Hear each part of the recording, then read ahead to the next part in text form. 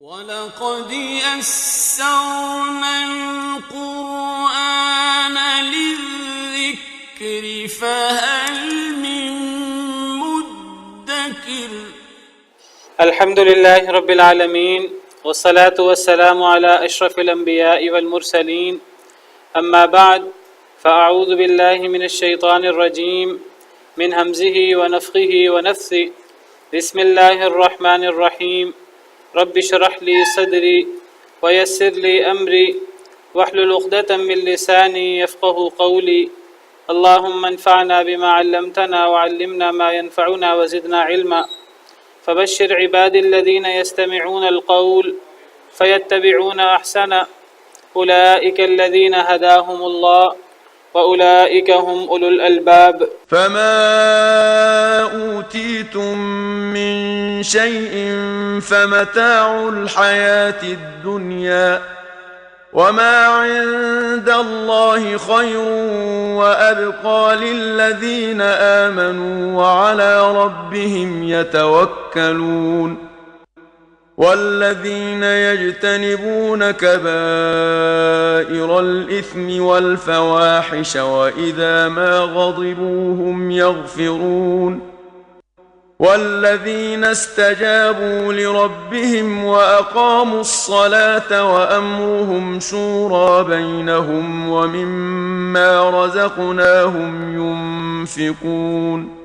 فما اوتیتم من شیء فمتاع الحیات الدنیا، پس جو بھی تمہیں دیا جائے، من شیء کوئی بھی شے، فمتاع الحیات الدنیا تو وہ سامان ہے دنیا کی زندگی کا۔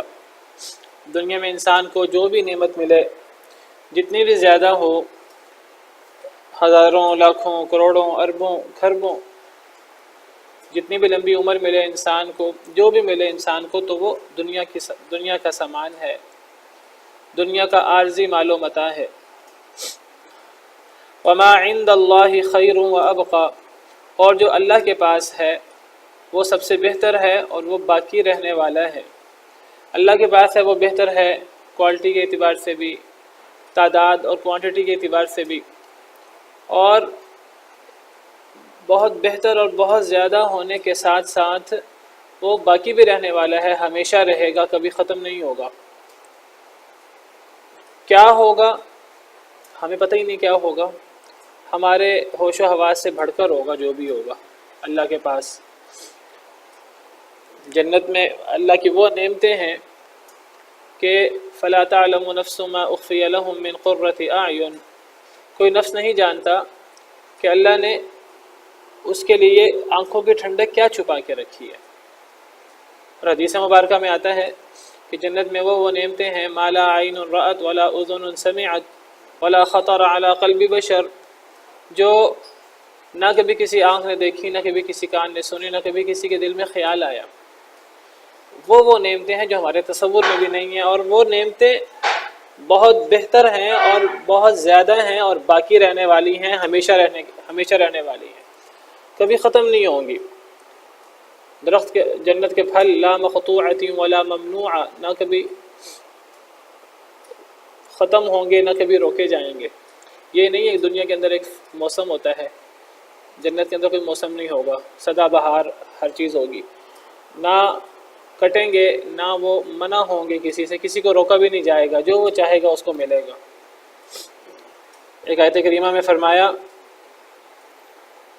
سیدنا موسیٰ کے قصہ میں ہم نے پڑھا تھا نیک آدمی کا ذکر، تو وہ نیک آدمی وہ اپنی قوم کو، آل فرعون کو نصیحت کرتے ہوئے کہتا ہے سورہ مومن میں، جس کا ایک نام سورہ غافر بھی ہے، تو سورہ مومن آیت نمبر 39 اس میں ہے کہ وہ نیک آدمی کہتا ہے یا قوم انما هذه الحیات الدنیا متاع، کہ میری قوم یہ جو دنیا ہے یہ تو ایک متاع ہے، متاع سے مراد ایک عارضی سامان، وَإِنَّ الْآخِرَةَ هِيَ دَارُ الْقَرَارِ، اور آخرت جو ہے وہ تو قرار کا گھر ہے، وہ ہمیشہ کا گھر ہے۔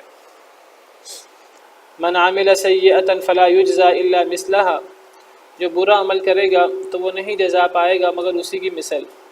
وَمَنْ عَمِلَ صَالِحًا مِّن ذَكَرٍ أَوْ أُنثَىٰ، اور جو نیک عمل کرے گا خواہ وہ مرد ہو خواہ عورت، وَهُوَ مُؤْمِنٌ، اس حال میں کہ وہ مومن بھی ہو، اخلاص بھی رکھتا ہو۔ فَأُولَئِكَ يَدْخُلُونَ الْجَنَّةَ، یہی لوگ جنت میں داخل ہوں گے۔ يُرْزَقُونَ فِيهَا بِغَيْرِ حساب، وہ اس میں بغیر حساب کے رزق دیے جائیں گے۔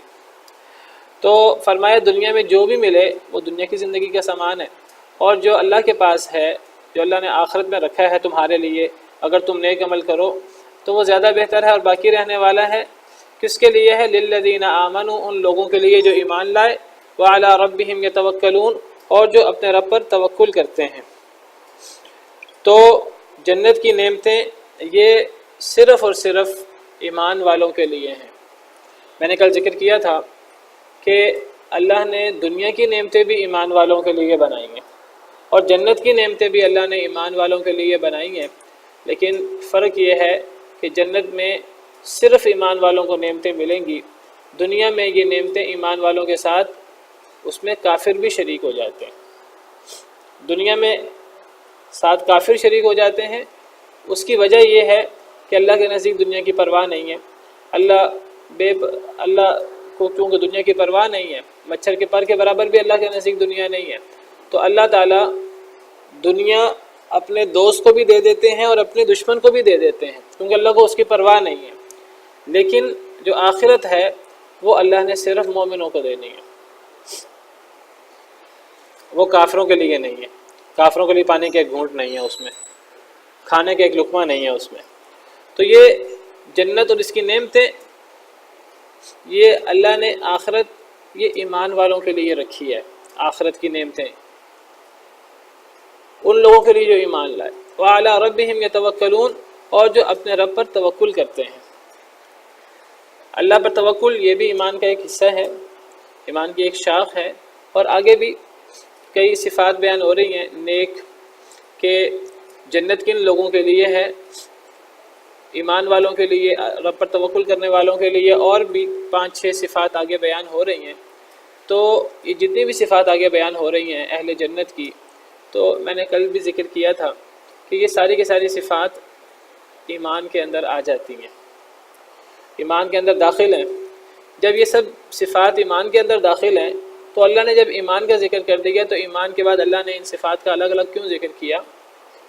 ان کی اہمیت کی وجہ سے، کہ یہ اعمال بہت زیادہ اہم ہیں، اگرچہ یہ بھی ایمان میں شامل ہے، لیکن ان کی اہمیت کی وجہ سے ان کا الگ ذکر کر دیا۔ جیسے کہ سورہ بقرہ میں ایک آیت کریمہ میں اللہ تعالیٰ فرماتے ہیں من کان عدوا للہ وملائکتہ ورسلہ وجبریل ومیکال فإن اللہ عدو للکافرین۔ سورہ بقرہ میں اللہ تعالیٰ فرماتے ہیں کہ من کان عدوا للہ، جو شخص بھی دشمن ہے اللہ کا،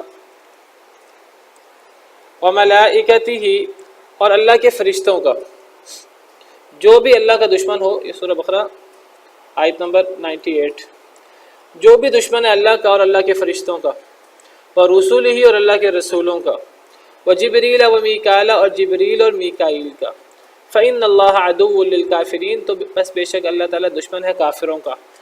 کیا پتہ لگا اس آیت کریمہ سے؟ اس سے پتہ لگا جو بھی اللہ کا دشمن ہو وہ کافر ہو جاتا ہے، جو بھی فرشتوں کا دشمن ہو وہ کافر ہو جاتا ہے، جو بھی رسولوں کا دشمن ہو وہ کافر ہو جاتا ہے، جو بھی جبریل اور میکائیل کا دشمن ہو وہ کافر ہو جاتا ہے، اور ایسے کافروں کا پھر اللہ دشمن بن جاتا ہے۔ تو اب اس آیت کریمہ میں آپ دیکھیں اللہ کا ذکر ہے، اللہ کی دشمنی کا، فرشتوں کی دشمنی کا، رسولوں کی دشمنی کا، اور جبریل میکائیل کا ذکر ہے۔ جبریل میکائیل اگر آپ غور کریں تو وہ فرشتوں کے اندر آ جاتے ہیں، وہ فرشتے ہیں۔ تو فرشتوں کا ذکر عمومی بھی کیا، اور عمومی ذکر کرنے کے بعد جبرائیل میکائیل کا الگ بھی ذکر کیا۔ تو عمومی ذکر کرنے کے بعد جب خصوصی ذکر ہوتا ہے تو گویا کہ ان کی اہمیت کی وجہ سے فرشتوں کے اندر جبریل اور میکائیل سب سے عظیم اور سب سے بڑے سردار فرشتے ہیں۔ سب سے عظیم فرشتے حضرت جبریل ہیں جو سب کے سردار ہیں، اور حضرت میکائیل یہ بڑے فرشتوں میں سے ہیں۔ تو اللہ نے جب فرشتوں کا ذکر کیا تو خاص طور پر فرشتوں کے ساتھ ساتھ جبریل اور میکائیل کا ذکر کیا۔ اس سے یہ ثابت نہیں ہوا کہ جبریل اور میکائیل کوئی ان کی جنس فرشتوں سے الگ ہے، ہیں وہ فرشتوں میں سے، لیکن ان کی اہمیت کی وجہ سے بعض دفعہ ایک دفعہ عمومی تذکرہ ہو جاتا ہے اور پھر خاص بعض لوگوں کا تذکرہ بھی ہو جاتا ہے۔ میں نے کل مثال بھی دی تھی کہ اگر استاد کے کلاس میں سارے کلاس والے آ جائیں اور فلاں عمر، عثمان، علی وہ بھی آ جائیں، حالانکہ وہ بھی کلاس والوں میں شامل ہیں، لیکن ان کا الگ ذکر کرنے کا مطلب ہے کہ ان کی اہمیت ہے، ان کو کسی خاص مقصد کے لیے ان کا الگ نام بھی لیا گیا ہے۔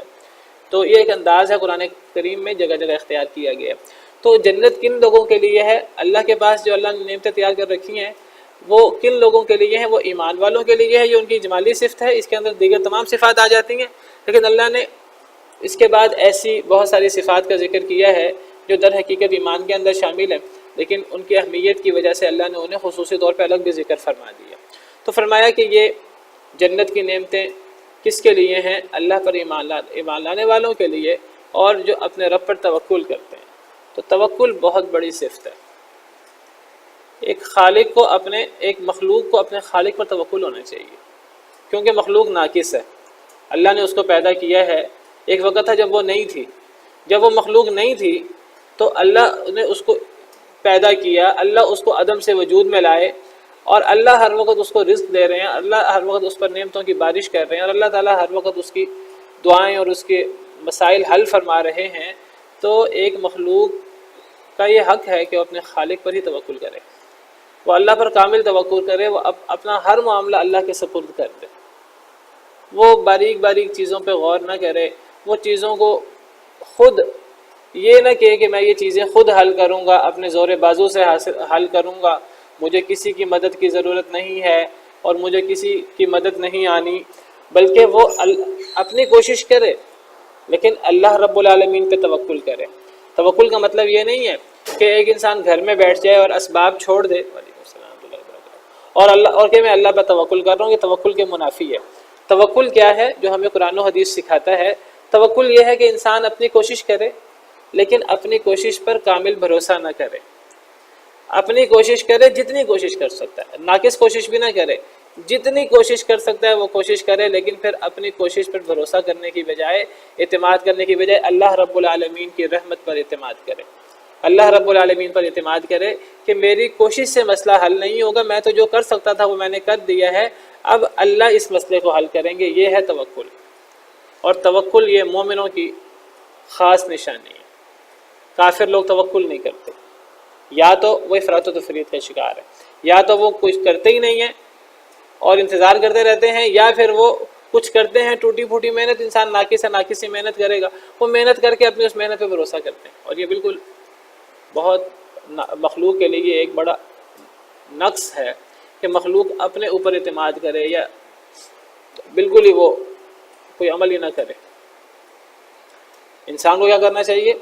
انسان کو اگر اس کوئی سواری ہے، اس کے پاس پرانے زمانے میں اونٹ ہوتے تھے، تو نبی صلی اللہ علیہ وسلم نے فرمایا کہ پہلے اونٹ کو باندھو، اس کا گھٹنا باندھو، پھر توکل کرو۔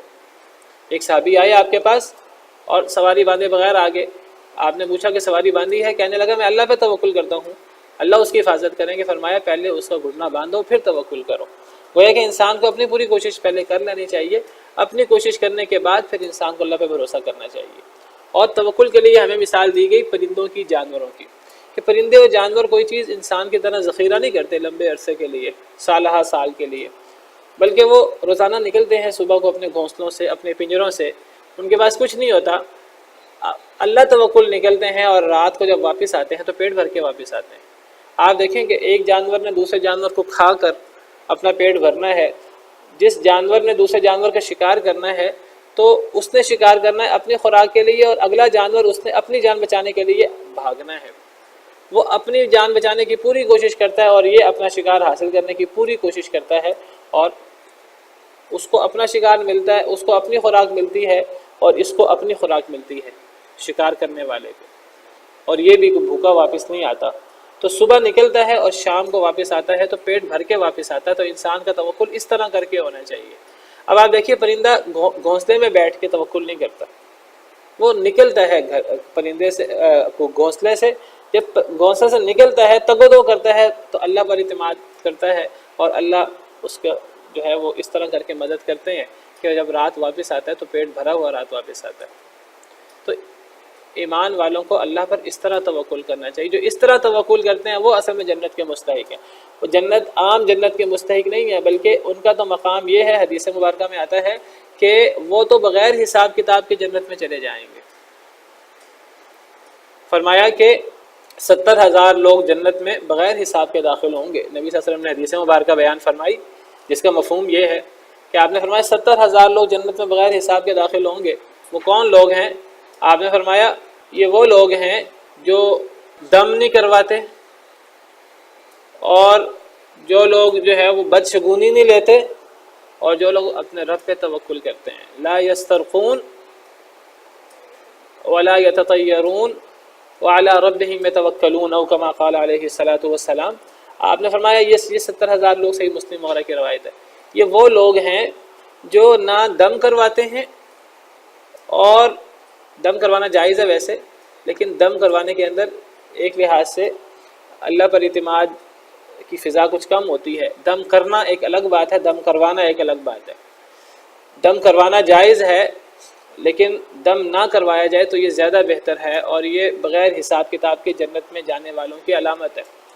جو دم نہیں کرواتے، اور جو بدشگونی نہیں لیتے، اور جو لوگ اپنے رب پہ توکل کرتے ہیں، فرمایا یہ وہ نشانی ہے، علامت ہے ان 70,000 لوگوں کی جو جنت میں بغیر حساب کتاب کے داخل ہوں گے۔ اللہ پہ توکل۔ مزید فرمایا مزید صفات کیا ہیں؟ یہ ساری صفات ایمان کے اندر آ جاتی ہیں، ایمان کے شعبے ہیں سارے، لیکن اہمیت کی وجہ سے ان کا الگ ذکر کیا۔ انسان کو اپنی چیزیں جو اللہ نے انسان کو دی ہیں، انسان نے جو کمائی ہے، انسان کو گن گن کر بہت زیادہ حساب کتاب کر کے استعمال نہیں کرنا چاہیے۔ جو شخص اپنی چیزوں کو بہت گنتا ہے، بہت حساب کتاب کرتا ہے، یاد رکھیے یہ بھی توکل کے منافی ہے۔ ایک انسان نے کسی کی کوئی چیز دینی ہے، کسی سے کوئی امانت لی ہے، قرض لیا ہے، وہ گن گن کر رکھے کہ میں اس کو قرض واپس کروں، یہ ایک الگ چیز ہے۔ لیکن ایک انسان کے پاس کوئی مال ہے، کوئی اس کے پاس کوئی اللہ کی نعمت ہے، وہ بار بار گن گن کر رکھتا ہے کہ یہ کتنے دنوں کے لیے ہے، اس سے میرے کتنے دن نکل جائیں گے، کتنے وقت کا کھانا نکل جائے گا، کتنا عرصہ مجھے کام آئے گا۔ وہ ہر وقت اسی تگ و دو، اسی حساب کتاب میں لگا رہتا ہے۔ جب کوئی شخص اسی تگ و دو اور اسی حساب کتاب میں لگا رہے، گویا کہ اس کا اللہ پہ توکل کم ہو رہا ہے، اور اپنی تدبیر پر توکل اس کا زیادہ بڑھ رہا ہے، پھر اللہ تعالیٰ ایسے شخص کو اسی کے سپرد کر دیتے ہیں۔ اور اللہ نے مذمت کی ہے ان لوگوں کی، ویل لکل ہمزۃ لمزہ الذی جمع مالا وعدد۔ ویل ہے اس شخص کے لیے جو تانے مارتا ہے، جو لوگوں کو آنکھوں کے اشارے سے تکلیف دیتا ہے۔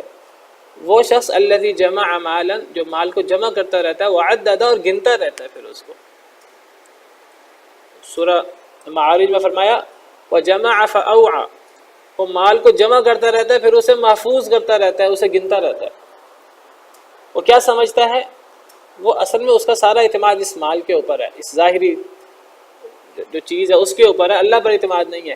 وہ سمجھتا ہے یحسب ان مالہ اخلد، وہ سمجھتا ہے اس کا مال اسے دنیا میں ہمیشہ رکھے گا، اسے موت نہیں آئے گی۔ تو جب ایک انسان ان چیزوں پر حساب کتاب میں زیادہ بڑھ جاتا ہے، تو پھر اللہ تعالیٰ انسان کی توجہ کرنا اور انسان کی مدد کرنا چھوڑ دیتے ہیں۔ اور جب ایک انسان یہ نہیں گھر بیٹھا ہے ہاتھ پاؤں توڑ کے، نہیں، یہ بھی غلط ہے صوفیاء کے ہاں، وہ بھی غلط ہے۔ صحیح بات یہ ہے کہ انسان نے کوشش کرے، جب ایک انسان اپنی تدبیر کرتا ہے اور تدبیر کر کے بہت زیادہ حساب کتاب نہیں کرتا، اللہ کو ایسے لوگ پسند ہیں، اللہ پہ توکل کرتے ہیں۔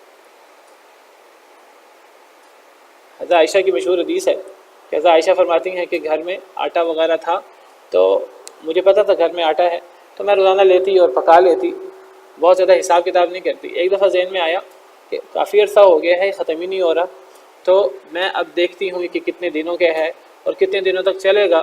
تو انہوں نے چیک کیا کہ کتنے دنوں کے ہے، کتنے دنوں تک چلے گا، وہ 2-3 دنوں میں ختم ہو گیا۔ تو اس سے پتہ لگا کہ اگر وہ اس کا حساب کتاب نہ کرتی تو اللہ تعالیٰ یہ کرامت اس طرح دکھاتے کہ وہ چلتا رہتا لمبے عرصے۔ ایک انسان جب حساب کتاب میں پڑ جاتا ہے تو لمبے حساب کتاب میں، پھر اللہ کہتے ہیں چل تو حساب کر رہا ہے، جا میں نے تجھے تیرے حساب کے سپرد کیا، تو خود ہی پورا کر۔ جب ایک انسان اللہ پہ توکل کرتا ہے تو اللہ تعالیٰ پھر اپنی طرف سے خاص طور پہ اس کی مدد کرتے ہیں۔ انسان کو چیزیں دنیا کے اندر ضائع نہیں کرنی چاہیے، ہمیں ہمارا دین دنیا میں چیزیں ضائع کرنے سے منع کرتا ہے، اور دنیا کے اندر توجہ کرنے کا اور دنیا کے اندر غور کرنے کا بھی حکم دیتا ہے۔ لیکن دنیا کے اندر غور کرنے کا مطلب یہ نہیں ہے کہ انسان کی ساری توجہ ادھر ہو جائے کہ دنیا کے اندر کتنا پانی رہ گیا ہے اور اب دنیا کے اندر کتنے لوگ ہیں اور وہ اتنے ارب لوگوں کے لیے یہ اتنا پانی ہے تو یہ 10 سال کے لیے کافی ہے، اب ہم نے پانی کا مزید انتظام کرنا ہے، اگر ہم نہیں کریں گے تو ہم پیاسے مر جائیں گے۔ اب دنیا کے اندر کتنے لوگ ہیں اور دنیا کے اندر اب کتنے لوگوں کا کھانا موجود ہے اور یہ کھانا اب کتنے سال کے لیے کافی ہے، یہ انسان کے لائق نہیں ہے انسان یہ کام کرے۔ جس خالق نے ہمیں پیدا کیا ہے اس نے دنیا کے اندر ہمارے رہنے کا بندوبست بھی کیا ہے اور اس نے دنیا کے اندر ہمارے رزق کا بندوبست بھی پورا کیا ہے۔ بہت زیادہ یہ حساب کتاب کرنا اور بہت زیادہ اتنا حساب کتاب کریں گے تو آپ کو پتا دنیا میں ہم رہ ہی نہیں پائیں گے۔ اگر انسان نے حساب کرنا ہے، اگر اس طرح کر کے پھر انسان یہ حساب کرے کہ یہ جو کتنے ستارے اور سیارے کائنات کے اندر کتنے یہ جو شہاب ثاقب ٹوٹ کر گرتے ہیں، کبھی کوئی ایسا موقع آ جائے کہ کوئی بڑا شہاب ثاقب گرے اور دنیا تباہ ہو جائے، انسان کو پھر اس سے بچت کے لیے کوئی لمبے چوڑے آلات تیار کرنے چاہیے۔ یہ اوزون کی طے ہے، یہ کسی وقت ٹوٹ سکتی ہے، تو جب یہ ٹوٹ جائے گی تو سورج کی روشنی کے ساتھ کتنی زہریلی گیسیں اور شعاعیں بھی آنا شروع ہو جائیں گی۔ پھر انسان ان چیزوں میں پڑھ کر تو پھر کوئی انتہا نہیں ہے۔ سب سے پہلے تو سائنسدان کہتے ہیں، اللہ کو پتہ ہے کہ زمین جو ہے نا یہ معلق ہے ہوا کے اندر، اور یہ تو اب کسی وقت بھی یہ زمین جو ہے وہ کیا پتہ ادھر ادھر گر جائے، تو اس کا پہلے ہی حساب کرنا چاہیے۔ کسی وقت یہ کش ثقل جو گریوٹی ہے یہ ختم ہو جائے تو انسان کو پھر ان سب چیزوں کا حساب کتاب کرنا چاہیے۔ انسان ان چیزوں میں پڑھ کر ان کا حساب کر ہی نہیں سکتا۔ جب کر ہی نہیں سکتا تو انسان ان چیزوں میں پڑھتا کیوں ہے؟ بہت زیادہ ان میں پڑھنا اور ان میں جو ہے وہ بہت زیادہ گہرائی میں جانا صحیح نہیں ہے۔ موٹا موٹا انسان حساب کر سکتا ہے لیکن ان چیزوں کی گہرائی میں جانا اس صحیح نہیں ہے۔ جو بندہ ان چیزوں میں پڑھتا ہے زیادہ، اللہ اس کو اسی کے سپرد کر دیتے ہیں۔ اللہ فرماتے ہیں چل تو حساب کرتا ہے، چل تو پھر اپنا حساب خود ہی کر۔ اور جو اللہ پہ توکل کرتا ہے اپنی تدبیر کے ساتھ اللہ تعالیٰ اس کی مدد کرتے ہیں۔ تو یہ ہمارا عقیدہ ہے اور ایک مومن کا اللہ پہ توکل ہوتا ہے۔ حدیث میں آتا ہے جو بندہ گھر سے نکلتا وقت انسان کو جو ہے وہ اپنا حفاظت وغیرہ کر کے اور اپنا پورا انتظام کر کے گھر سے نکلنا چاہیے، لیکن اس انسان کو نہیں پتا کہاں سے کوئی حادثہ آ جائے، کہاں سے کوئی گولی آ جائے، کہاں سے کوئی نقصان ہو جائے۔ انسان کو چاہیے اپنی تدبیر کرے اور اپنی تدبیر کر کے اللہ پہ توکل کرے۔ تو بسم اللہ توکلت علی اللہ لا حول ولا قوۃ الا باللہ پڑھے کہ میں اللہ پہ توکل کرتا ہوں، تو ساری طاقت اللہ کے پاس ہے، ساری قوت اللہ کے پاس ہے۔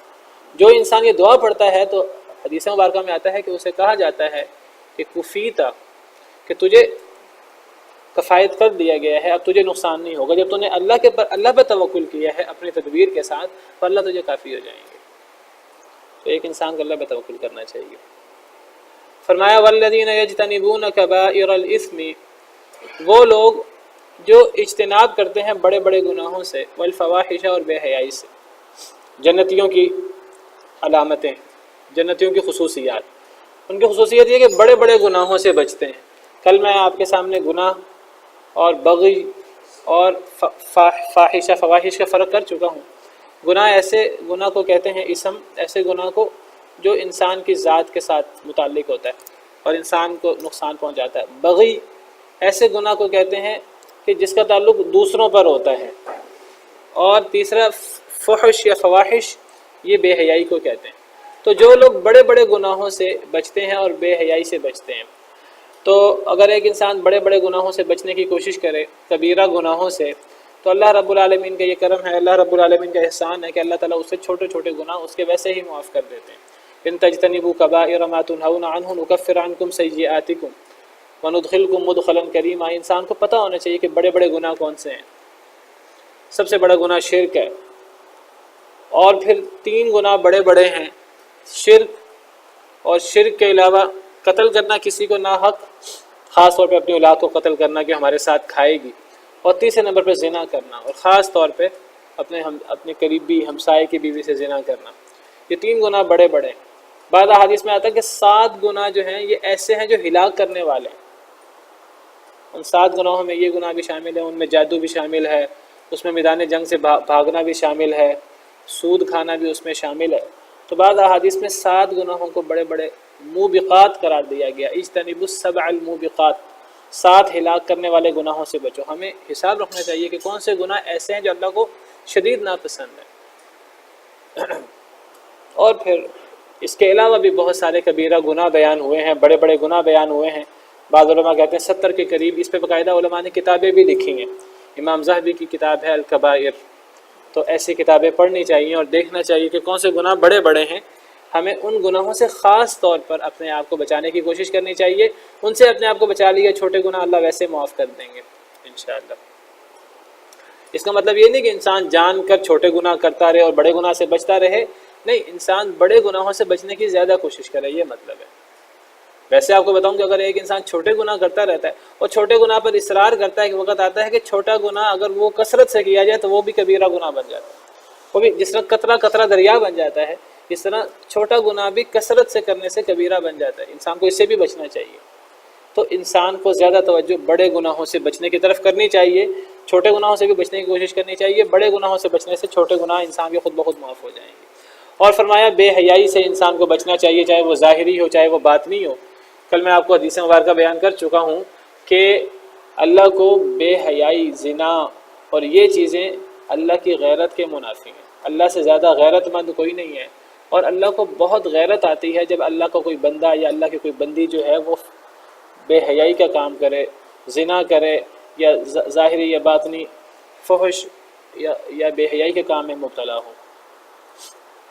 وَلَا تَقْرَبُوا الزِّنَا إِنَّهُ كَانَ فَاحِشًا، اللہ فرماتے ہیں یہ نہیں فرمایا زنا نہ کرو، فرمایا زنا کے قریب نہ جاؤ، ایسے رستوں سے بھی بچو جو زنا کی طرف لے جاتے ہیں۔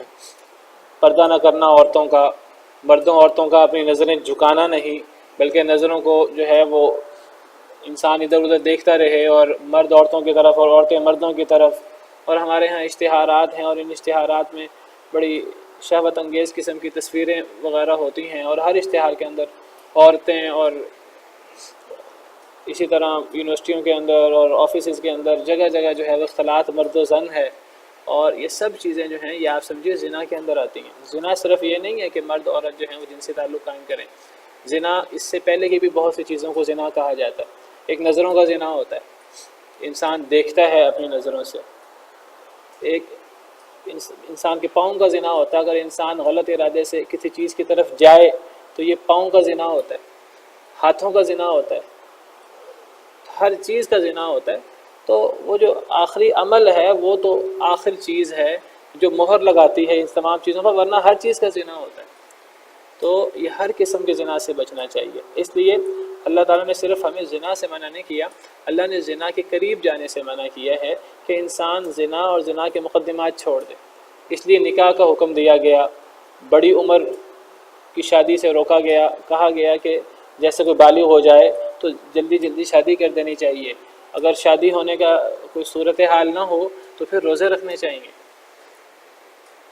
یہ نہیں کہ تعلیم کے نام پر اور دیگر کاروبار سیٹ ہونے کے نام پر جو ہے وہ شادی کو لیٹ کیا جائے، اور شادی لیٹ ہو رہی ہوتی ہے وہاں سے، اور وہاں سے جو ہے وہ بے حیائی اور یہ ہو رہی ہوتی ہے۔ اللہ نے چیزیں رکھی ہیں انسان کے اندر، جب اللہ نے چیزیں انسان کے اندر رکھی ہیں ایک فطری طور پہ اللہ نے رکھی ہیں، تو انسان اس فطرت پہ کہاں تک کنٹرول کر سکتا ہے؟ نہ ہمارے ہاں روزے، نہ نمازیں، نہ کوئی اور اللہ کے ساتھ تعلق۔ تو لازمی بات ہے کہ جن کی شادی لیٹ ہوتی ہے تو وہ لازماً اس بے حیائی میں ان چیزوں میں مبتلا ہوتے ہیں۔ اگر وہ اصل بے حیائی میں مبتلا نہیں ہوتے تو کم از کم جو دوسرے زنا ہیں جو میں نے ذکر کیے، نظروں کا زنا، اور ہمارے ہاں ٹی وی اور انٹرنیٹ اور یہ چیزیں اور موبائل، یہ بہت بڑے بڑے فتنے ہیں اس معاملے میں، تو وہ ان چیزوں میں لازماً مبتلا ہوتے ہیں، اور اللہ کو سب سے زیادہ غیرت آتی ہے بے حیائی سے۔ کل آپ کو حدیث مبارکہ بیان کی کہ نبی صلی اللہ علیہ وسلم نے ایک صحابی کی غیرت کا ذکر فرمایا، اور آپ نے فرمایا کہ تم اس کی غیرت پر تم حیران ہوتے ہو، آپ نے تعریف کی، آپ نے فرمایا غیرت اچھی چیز ہے، آپ نے فرمایا میں اس صحابی سے زیادہ غیرت والا ہوں، اور فرمایا اللہ تعالیٰ سب سے زیادہ غیرت والے ہیں، اللہ مجھ سے بھی غیرت والے ہیں، اور ساتھ ہی فرمایا من اجل ذلک حرم الفواحش، اسی غیرت کی وجہ سے اللہ نے بے حیائی کو حرام کیا۔ تو اللہ کو بہت غیرت آتی ہے جب اللہ دیکھتے ہیں کہ کوئی شخص، مرد یا عورت، وہ بے حیائی یا بے حیائی کے مقدمات میں گرفتار ہے، اختلاط مرد و زن اور نظروں کا کھلا چھوڑ دینا، اور یہ چیزیں بے پردگی اور یہ چیزیں جو ہیں یہ اللہ کو شدید ناپسند ہے۔ وَإِذَا مَا تو جو لوگ ان چیزوں سے بچتے ہیں وہ جنتی ہیں، وہ جنت کے مستحق ہیں۔ وَإِذَا مَا غَضِبُوا هُمْ يَغْفِرُونَ، فرمایا اور جب وہ غصہ کریں تو وہ معاف کر دیں۔ جنت کے مستحق ہونے والوں کی ایک بڑی صفت کہ جب غصہ آئے تو وہ غصے پہ کنٹرول کرتے ہیں، وہ غصے کو جاری نہیں کر دیتے۔ غصہ آیا ہے اور ساتھ ہی غصے کو جاری کر دیا، بھائی مومن کا نام ہے اپنے اوپر کنٹرول کرنے والا۔ مومن یہ نہیں کرتا کہ جو دل میں آیا وہ کرنا شروع کر دے، غصہ آیا غصے کا اظہار کر دے۔ انسان کو اپنے اوپر کنٹرول کرنا چاہیے۔ اگر انسان کو غصہ آ رہا ہے، ناحق غصہ آ رہا ہے، انسان کنٹرول کرے۔ انسان کو صحیح چیز پہ غصہ آ رہا ہے لیکن زیادہ غصہ آ رہا ہے، انسان کنٹرول کرے، میں نے زیادہ غصہ نہیں کرنا۔ جس چیز پہ غصہ کرنا ہے اس پہ غصہ کرنا ہے، اور اللہ کا اجازت ہے غصہ کرنے کی تو انسان غصہ کرے۔ بعض چیزوں پر اللہ کا حکم ہے غصہ ہونا چاہیے۔ یہ غیرت جو ہے، ابھی میں نے ذکر کیا حضرت سعد بن عبادہ کی کل حدیث بیان کی تھی آپ کو، حضرت سعد بن عبادہ کی غیرت کا نبی صلی اللہ علیہ وسلم نے ذکر فرمایا۔ یہ غیرت بھی غصے کی ایک قسم ہے اور اس کی تعریف کی گئی ہے۔ بعض لوگ ہوتے ہیں ان میں غیرت ہی نہیں ہوتی، ان میں غصہ ہوتا ہی نہیں ہے، وہ اور ان کے ماتحت لوگ، بچے یا عورتیں، وہ جس قسم کی بے حیائی فحاشی میں مبتلا ہوں انہیں غیرت ہی نہیں آتی۔ کئی لوگوں کو ان کے ماتحت لوگ گناہ میں مبتلا ہوں، بے نماز ہوں اور دیگر جو ہیں ان کے اندر کمیاں کوتاہیاں ہوں، انہیں غیرت ہی محسوس نہیں ہوتی کسی قسم کی۔ انسان کو غیرت آنی چاہیے۔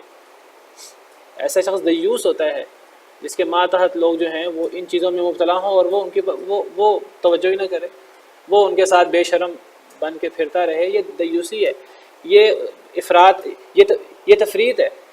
ایسی چیزوں پہ غصہ کرنا چاہیے۔ غصہ اللہ کے لیے ہونا چاہیے۔ میں کہتا ہوں کہ صرف یعنی غصہ غلط چیز نہیں ہے، غصہ حق بھی ہے۔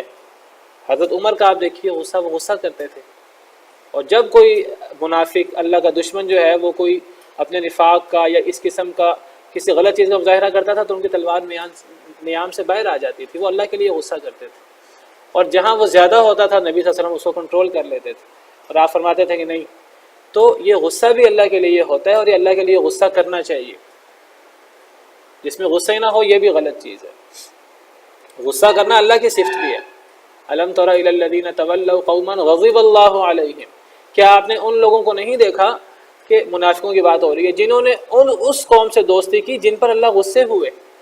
یعنی منافقین دوستی کرتے ہیں یہودیوں سے جو مغضوب علیہم ہیں، یعنی اللہ بھی غصہ کرتے ہیں۔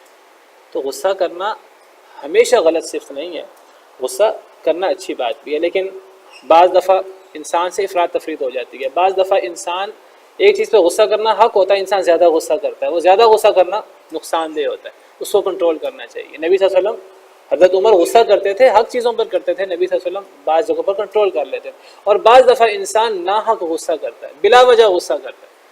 ایک مومن جو ہے وہ بلا وجہ غصہ نہیں کرتا، وہ اگر غصہ کرتا ہے تو وہ کنٹرول کے ساتھ غصہ کرتا ہے، نہ اس کا غصہ بلا وجہ ہوتا ہے اور نہ اس کا غصہ حد سے زیادہ ہوتا ہے۔ یہ بات یاد رکھیے، یہ جو حد سے زیادہ غصہ ہو یا بلا وجہ غصہ ہو، یہ شیطان کی طرف سے ہوتا ہے، یہ شیطان کی طرف سے ہوتا ہے۔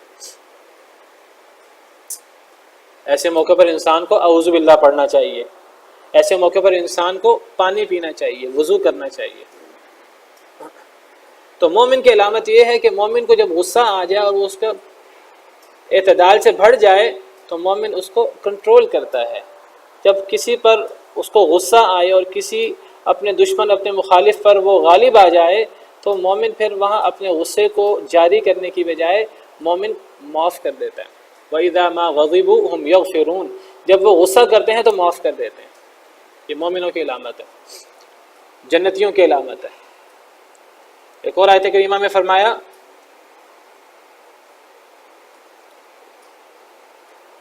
وَسَارِعُوا إِلَى مَغْفِرَةٍ مِّن رَّبِّكُمْ، وہ پروگرام ذرا جی سورہ آل عمران کی آیت ہے وَسَارِعُوا إِلَى مَغْفِرَةٍ مِّن رَّبِّكُمْ وَجَنَّةٍ عَرْضُهَا السَّمَاوَاتُ وَالْأَرْضُ، اللہ کی مغفرت کی طرف دوڑو، اللہ کی جنت کی طرف دوڑو جس کی صرف چوڑائی زمین و آسمان کے برابر ہے، جو متقین کے لیے تیار کی گئی ہے جنت۔ کن کے لیے تیار کی گئی ہے؟ الذین ينفقون فی السراء والضراء، جو تنگی میں بھی اور خوشحالی میں بھی خرچ کرتے ہیں، والکاظمین الغیظ، جو غصے کو پی جاتے ہیں، والعافین عن الناس، اور لوگوں کو معاف کر دیتے ہیں۔ تو جنتی لوگوں کی صفات میں ایک تقوی بیان کیا گیا، اور خرچ کرنا تنگی میں بھی اور آسانی میں بھی، اور فرمایا کہ والکاظمین الغیظ، غصے کو پی جانے والے، والعافین عن الناس، اور لوگوں کو معاف کرنے والے۔ اور نبی صلی اللہ علیہ وسلم کی نبیوں کی یہ صفت ہے کہ نبی غصیلے نہیں ہوتے، نبی نہ غلیظ القلب ہوتے ہیں نہ غلیظ اللسان ہوتے ہیں۔ فَبِمَا رَحْمَةٍ مِّنَ اللَّهِ لِنْتَ لَهُمْ، اللہ کی آپ پر رحمت ہے کہ آپ نرم ہیں ان کے لیے۔ وَلَوْ كُنْتَ فَظًّا غَلِيظَ الْقَلْبِ، اگر آپ سخت خو ہوتے، سخت زبان والے ہوتے، غلیظ القلب سخت دل والے ہوتے، لَانْفَضُّوا مِنْ حَوْلِكَ، یہ آپ کے پاس اتنا جمگھٹا، یہ آپ کے پروانے جان نثار آپ کے پاس اکٹھے نہ ہوتے، یہ آپ یہ بھاگ جاتے آپ کے پاس سے۔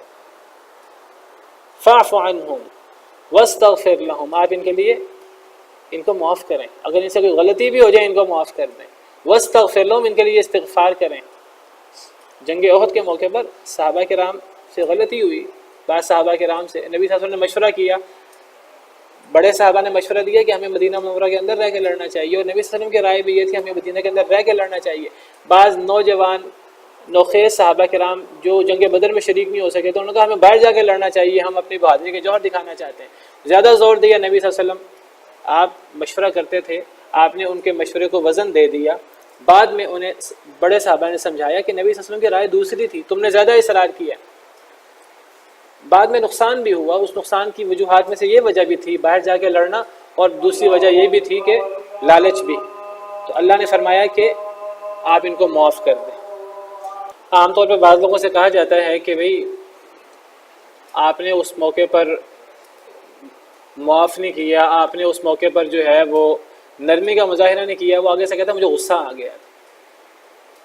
بعض لوگ کہتے ہیں جی بس میرے مزاج میں غصہ زیادہ ہے، یہ کوئی دلیل نہیں ہے۔ اللہ نے مزاج بنائے ہیں آزمائش کے لیے، تو اللہ فرماتے ہیں جب وہ مومن کی صفت ہے جنتیوں کی، اہل جنت کی، کہ جب وہ غصے ہوں تو تب معاف کرتے ہیں، یہ نہیں کہ جب غصے نہ ہو تو معاف کرتے ہیں، غصے نہ ہو تو ہر بندہ معاف کر دے گا۔ اصل تو خوبی یہ ہے کہ انسان غصے کے وقت معاف کرے، اصل خوبی تو یہ ہے کہ انسان غصیلا ہو اور پھر انسان اپنے غصے پہ کنٹرول کرے۔ یہ کیا بات ہوئی کہ نہیں جی میرے تو مزاج کے اندر بڑی گرمی ہے، بھئی گرمی ہے اسی کو تو ٹھنڈا کرنا۔ اگر انسان اس طرح کر کے بہانے کرنا شروع کر دے کہ جی نہیں فلاں تو نرم مزاج کا، وہ تو غصے پہ کنٹرول کر لیتا ہے، میں تو سخت مزاج کا ہوں، میں تو غصے پہ کنٹرول نہیں کرتا، تو پھر آزمائش تو نہ ہوئی۔ آزمائش تو ہوگی تب جب انسان غصے والا ہو، پھر انسان کنٹرول کرے۔ الفاظ پہ ذرا غور کریں، یہ نہیں فرمایا کہ جب خوش ہو تو معاف کر دیتے ہیں، فرمایا جب غصے میں ہو تو معاف کر دیتے ہیں۔ وَإِذَا مَا غَضِبُوا هُمْ يَغْفِرُونَ، جنتی لوگوں کی صفت۔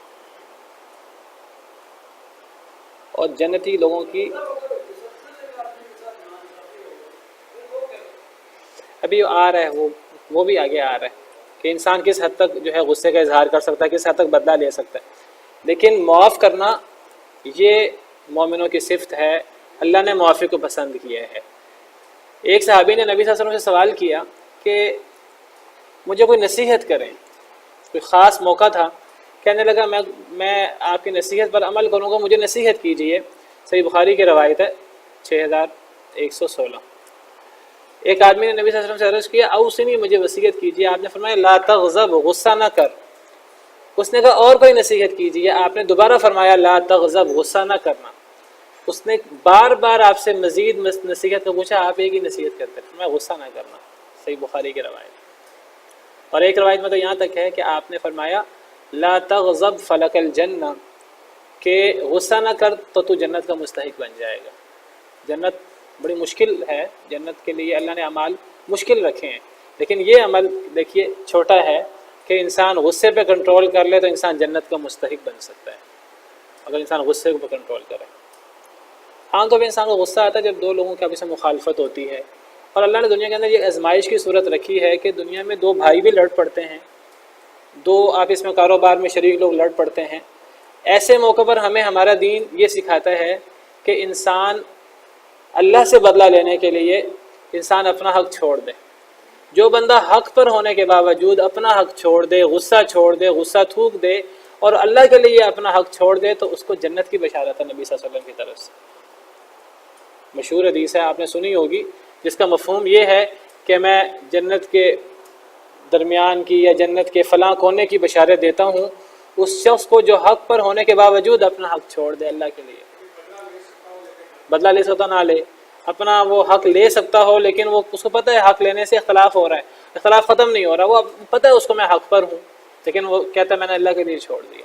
اور جو اللہ کے لیے چھوڑتا ہے، یہ بات یاد رکھیے، اللہ کبھی ایسے بندے کو ضائع نہیں کرتے، اللہ کبھی ایسے بندے کو ضائع نہیں کرتے۔ جنت لینے کا ایک اور آسان نسخہ یہ ہے کہ انسان حق پر ہونے کے باوجود انسان کے میں نے اللہ کے لیے چھوڑ دیا، اللہ کے لیے معاف کر دیا۔ وَإِذَا مَا غَضِبُوا هُمْ يَغْفِرُونَ، جب وہ غصے ہوں تو وہ معاف کر دیتے ہیں۔ فرمایا کہ مزید صفت کیا ہے اہل جنت کی، وَالَّذِينَ اسْتَجَابُوا لِرَبِّهِمْ وَأَقَامُوا الصَّلَاةَ، وہ لوگ جو اپنے رب کے لیے قبول کرتے ہیں، اپنے رب کی باتوں کو مانتے ہیں، اپنے رب کی بعض باتیں نہیں میں فلاں فلاں بات مانوں گا، فلاں فلاں بات مجھ سے نہیں مانی جاتی، مجھ سے داڑھی نہیں رکھی جاتی، مجھ سے یہ معاملہ نہیں ہوتا، مجھ سے نماز نہیں پڑھی جاتی، مجھ سے سود سے نہیں بچا جاتا، نہیں، اپنے رب کی بات مانتے ہیں، اللہ اور اللہ کے رسول کا حکم مانتے ہیں۔ یاد رکھیں، ایک بندہ کہے نا میں فلاں حکم مان سکتا ہوں، فلاں نہیں مان سکتا، اللہ کا ایک حکم بھی اگر ہم نہ مانیں تو اللہ ہم سے ناراض ہو سکتے ہیں، ایک حکم نہ ماننے سے۔ دیکھیے انسان کا عقیدہ کیا، ایک مسلمان کا عقیدہ کیا ہونا چاہیے، میں اللہ کی ہر بات مانوں گا، کہیں کوتاہی ہو جائے وہ ایک الگ چیز ہے، انسان معافی مانگ لے اللہ سے معاف کر دیں گے۔ ایک انسان نے ایک چیز کے بارے میں طے کر لی، میں نے یہ بات نہیں ماننی، یہ مجھ سے نہیں ہوتا، میں نے سود نہیں چھوڑنا، سود کا کاروبار کرتا ہے، 10 دفعہ سمجھایا جائے نہیں میں نے سود نہیں چھوڑنا، مجھ سے چھوڑا نہیں جاتا، بس سود کے علاوہ میں ہر بات اللہ کی مانوں گا، تو اس نے گویا کہ اللہ کی بات نہیں مانی۔ پھر اللہ کی ایک بات کا انکار کرنا، ایک بات کو ماننے سے انکار کر دینا یا نہ ماننا، نہ ماننے انسان کوشش بھی نہ کرے بچنے کی، تو پھر اس پہ اللہ تعالیٰ فرماتے ہیں یا ایھا الذین آمنوا استجیبوا للہ وللرسول اذا دعاکم لما یحییکم، اے ایمان والو اللہ اور اللہ کے رسول کے باتوں کو مانو، ان کے حکم کو مانو جب وہ تمہیں اس کی طرف بلائیں جو تمہیں زندہ کرے۔ اللہ اور اللہ کے رسول کے احکام، رسول کا حکم اللہ کا حکم ہی ہوتا ہے، اللہ اور اللہ کے رسول کے احکام ہمیں زندہ کرنے کے لیے ہیں، ہمیں موت سے زندگی کی طرف نکالنے کے لیے ہیں۔ پھر فرمایا کہ جو اللہ اور اللہ کے رسول کا حکم نہ مانے تو کیا ہوتا ہے، وَاعْلَمُوا أَنَّ اللَّهَ يَحُولُ بَيْنَ الْمَرْءِ وَقَلْبِهِ وَأَنَّهُ إِلَيْهِ تُحْشَرُونَ، جان لو کہ جو اللہ اور اللہ کے رسول کا حکم نہ مانے، یا یہ نہیں فرمایا کہ وہ 10 حکم نہ مانے یا سارے حکم نہ مانے، فرمایا جو اللہ اور اللہ کے رسول کا حکم نہ مانے تو کیا ہوتا ہے، پھر اللہ اس کے اور اس کے دل کے درمیان حائل ہو جاتے ہیں، پھر اللہ دل پر مہر لگا دیتے ہیں۔ آپ سمجھیے، ہو سکتا ہے کہ ایک انسان اللہ کی ایک بات نہ مان رہا ہو اور اللہ اس کے اور اس کے دل میں حائل ہو جائیں، اور اللہ اس کو پھر دیگر اعمال میں نیکی کرنے کی توفیق نہ دیں، اللہ انسان اور انسان کے دل میں حائل ہو جاتے ہیں۔ تو اللہ نے یہ نہیں فرمایا کہ میری 99 مان لو ایک چھوڑ دو، اللہ فرماتے ہیں 100 کی 100 مانو۔ انسان کوشش تو کرے، انسان کہ میں مانتا ہوں اے اللہ میں کروں گا، کرتے کرتے کہیں ایک انسان کے اے اللہ میں جب بھی غصہ کروں، ایک بندہ کہ نہیں اللہ مجھ سے غصہ کنٹرول نہیں ہوتا، نہیں، یہ ایک مومن نہیں کہہ سکتا۔ ایک مومن کا کام یہ ہو کہ اے اللہ میں غصے پہ کنٹرول کروں گا، اب وہ کنٹرول کرنے کی کوشش کرے، کہیں نہ کنٹرول ہوا اللہ سے معافی مانگ لے، اللہ انشاءاللہ معاف کرنے والا ہے، لیکن یہ نہ کہ اے اللہ مجھ سے یہ نہیں ہوتا، اے اللہ میں نے یہ نہیں کرنا باقی سارے کام کروں گا، میں فجر کی نماز نہیں پڑھ سکتا باقی پڑھوں گا، نہیں، وہ فجر کی پڑھنے کی کوشش کرے، کبھی اگر سستی ہو گئی کوتاہی ہو گئی اللہ معاف کرنے والے ہیں انشاءاللہ، انسان کوشش تو کرے۔ والذین استجابوا لربہم، اپنے رب کی بات مانتے ہیں، وَأَقَامُوا الصَّلَاةَ، اور نماز قائم کرتے ہیں۔ نماز دیگر عبادتوں کی طرح ایک عبادت ہے، سب سے عظیم عبادت ہے، تو اللہ نے سب سے عظیم عبادت کا ذکر کیا، قرآن میں نماز کی اقامت کی بڑی اہمیت ہے، اہل جنت کی خاص صفت ہے نماز قائم کرتے ہیں۔ وَأَمْرُهُمْ شُورَىٰ بَيْنَهُمْ، اور ان کا معاملہ مشورے کا ہوتا ہے، آپس میں مشورہ کرتے ہیں۔ مومن جو ہے وہ کوئی کام وہ اپنے اعتماد پر اور صرف اپنے اوپر بھروسہ کر کے نہیں کرتا، مومن مشورے کے ساتھ کام کرتا ہے، خاص طور پہ اجتماعی معاملات میں، اور جو بندہ مشورہ کرتا ہے وہ پھر نادم نہیں ہوتا۔ مشورے کے ساتھ انسان ناقص ہے، جتنا مرضی بھی انسان عقل مند ہو، جتنا بھی انسان جو ہے طاقتور ہو جائے، انسان پھر بھی ناقص ہے۔ تو اگر ایک انسان کے ساتھ اور کئی لوگوں کی رائے مل جائیں گی تو وہ رائے وزنی ہو جائے گی۔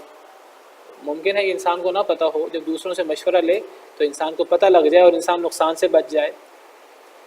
عام لوگ نبی مشورہ کرتے تھے، اور کئی موقعوں پر مشورہ کرنے کی وجہ سے، میں ابھی ذکر کر رہا تھا آپ کو جنگ احد کا حالات، کہ بعض نوخیز صحابہ نے جو جنگ بدر میں شریک نہیں ہو سکے، اپنی بہادری کے جوہر نہیں دکھا سکے، وہ کہنے لگے کہ ہم تو باہر نکل کے لڑیں گے، اپنے بہادری کے جوہر دکھائیں گے، کبار صحابہ کی اور سب سے پہلے نبی صلی اللہ علیہ وسلم کی رائے یہ تھی ہم نے مدینہ منورہ کے اندر رہ کر لڑنا ہے. لیکن آپ نے کیونکہ جنگیں اور ان چیزوں میں نوجوان اور جوش اور یہ چیزیں بڑی کام آتی ہیں اور قومیں نوجوانوں کے بل بوتے پر ترقی کرتی ہیں، تو آپ نے ان کی حوصلہ افزائی کے لیے آپ نے ان کا مشورہ قبول کر لیا. حالانکہ آپ کی رائے یہ نہیں تھی، آپ نے اپنی رائے چھوڑ دی. کبار صحابہ کرام کی رائے چھوڑ دی. کبار صحابہ کرام نے صرف رائے، زیادہ تر بوڑھے لوگوں نے رائے دینی ہوتی ہے، اصل کام جو عملی جوش کا، جذبے کا اور عملی کام نوجوان کرتے ہیں. آپ نے ان کو اپنے ساتھ شامل کرنے کے لیے، ان کو اطمینان دلانے کے لیے آپ نے ان کی رائے مان لی. بعد میں کبار صحابہ نے سمجھایا انہیں، بزرگ صحابہ نے، کہ نبی صلی اللہ علیہ وسلم کی رائے تمہاری رائے کے خلاف ہے، تم نے زور دیا ہے، تمہیں نبی صلی اللہ علیہ وسلم کی رائے دیکھنی چاہیے تھی.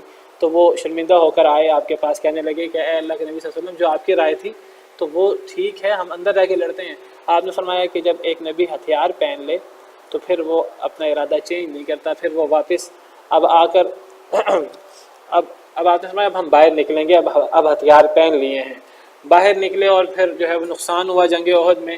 اگرچہ اللہ نے پہلے فتح دے دی تھی اور نقصان کی وجوہات اور بھی تھی، تو اللہ نے اس موقع پر فرمایا فَبِمَا رَحْمَةٍ مِّنَ اللَّهِ لِنْتَ لَهُمْ، اے نبی صلی اللہ علیہ وسلم، اللہ کی رحمت ہے آپ پر کہ آپ ان کے لیے نرم ہیں. وَلَوْ كُنْتَ فَظًّا، اگر آپ سخت زبان والے ہوتے، غلیظ القلب، سخت دل والے ہوتے، لَانْفَضُّوا مِنْ حَوْلِكَ، یہ آپ کے ارد گرد سے بھاگ جاتے. آپ لوگوں کے آراء کو وزن دیتے تھے، چاہے وہ چھوٹے کیوں نہ ہوتے، نوجوان کیوں نہ ہوتے. آپ نبی ہونے کے باوجود ان کے رائے کو وزن دیتے تھے، ان کے دلوں کو اپنے ساتھ شامل کرنے کے لیے. کئی دفعہ ہمارے ہاں کیا ہوتا ہے، بڑے لوگ چھوٹے لوگوں کی رائے کو وزن نہیں دیتے. جی عقل تو ہمارے پاس ہے، ہم عقل مند ہیں، ہمارے پاس ہوش ہے، تمہارے پاس جوش ہے. ٹھیک ہے، آپ کے پاس ہوش ہے، ان کے پاس جوش ہے، کام تو جوش سے ہونا ہے، عملی کام تو سارا انہوں نے کرنا ہے. آپ نے ان کو رائے دینی ہے.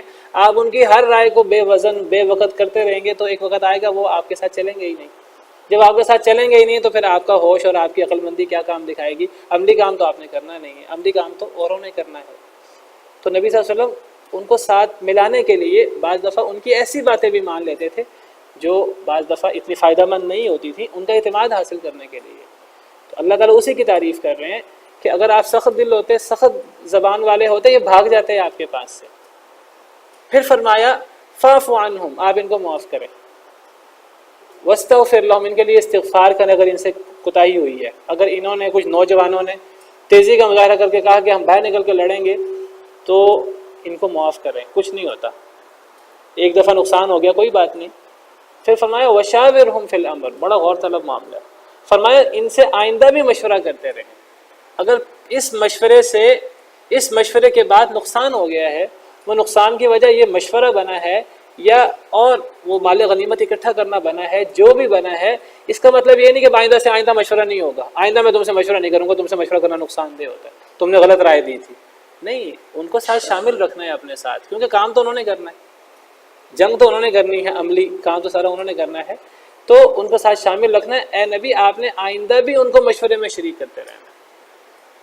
تو مومنوں کا کام ہے، مومن آپس، یہ نبی کا حکم ہے، نبی مشورے میں اپنے ساتھ اپنی امتیوں کو شریک کرتا ہے. تو مومنوں کا کام کیا ہے؟ وَأَمْرُهُمْ شُورَىٰ بَيْنَهُمْ، مومن آپس میں مشورے کے ساتھ معاملہ کرتے ہیں. مشورے میں اور جمہوریت کہتے ہیں، یہ بھی شرائعیت ہے. ان دونوں میں زمین و آسمان کے فرق کا وقت ختم ہو گیا ہے. انشاءاللہ اس موضوع کو کل ذکر کروں گا، آج صرف مکمل کر دیتا ہوں تو اس کی وضاحت کل کر دوں گا. مومن آپس میں مشورے کے ساتھ معاملہ کرتے ہیں. وَمِمَّا رَزَقْنَاهُمْ يُنْفِقُونَ، اور اس سے جو ہم نے ان کو رزق دیا وہ خرچ کرتے ہیں. تو اس سے رزق کی، اس سے انفاق کی اور صدقہ کرنے کی اور زکوٰۃ دینے کی فضیلت پتہ لگتی ہے. مزید تفصیل انشاءاللہ کل. سبحانک اللہم ربنا وبحمدک، اشہد ان لا